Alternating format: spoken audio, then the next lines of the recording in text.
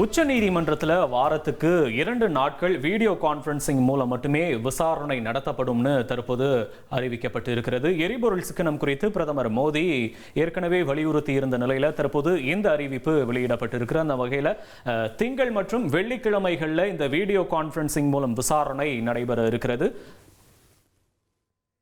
கூடுதல் விவரங்களை செய்தியாளர் வெங்கடேசன் வழங்க கேட்கலாம். வெங்கடேசன், வணக்கம். வெங்கடேசன், விவரங்களை பதிவு பண்ணலாம் நீங்க. வணக்கம். மேற்கு ஆசியாவில் நிலவும் போர் சூழலை அடுத்து நிலவும் பொருளாதார நிலையை கருத்தில் கொண்டு எரிபொருளை சேமிக்க பிரதமர் அண்மையில் ஒரு வேண்டுகோளை விடுத்திருந்தார். இதன் எதிரொலி காரணமாக வாரத்திற்கு 2 நாள், அதாவது திங்கள் மற்றும் வெள்ளிக்கிழமை ஆகிய 2 நாட்களில் காணொலியில் மட்டுமே வழக்குகளை விசாரணைக்கு எடுத்துக் கொள்ளப்படும் என்று உச்சநீதிமன்றம் தெரிவித்துள்ளது.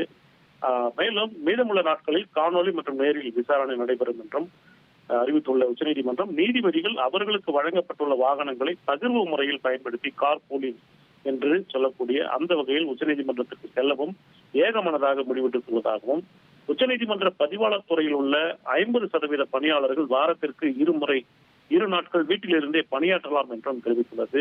இந்த எரிபொருள் சிக்கன நடவடிக்கையின் ஒரு பகுதியாக உச்சநீதிமன்றத்தின் இந்த உத்தரவு, இந்த ஏற்பாடுகள் என்பது உடனடியாக அமலுக்கு வருவதாகவும் உச்சநீதிமன்றம் வெளியிட்டுள்ள செய்திக்குறிப்பில் தெரிவிக்கப்பட்டது. விவரங்களுக்கு நன்றி வெங்கடேசன். இனி செல்லும் இடமெல்லாம் செய்தி. தந்தை டிவியின் வாட்ஸ்அப் சேனலை ஃபாலோ பண்ணினா செல்ல இருக்கும் இடமெல்லாம் செய்தி. இதோ QR கோட் இப்பவே ஸ்கேன் பண்ணுங்க, ஃபாலோ பண்ணுங்க.